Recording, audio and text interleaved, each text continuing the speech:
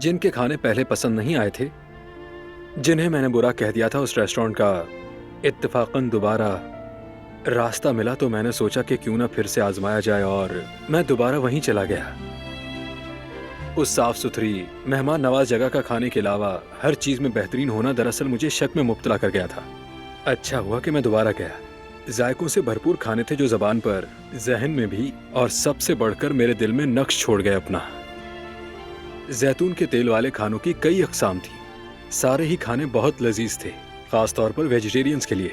अच्छा लिखा है।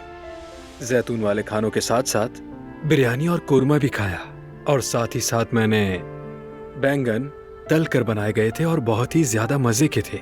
सभी खानों का जायका लाजवाब था। सच पूछो तो ऐसा खाना मैंने कभी नहीं खाया, और काफी गर्मजोशी से इस्तकबाल किया गया और हर चीज का बहुत ख्याल भी रखा गया।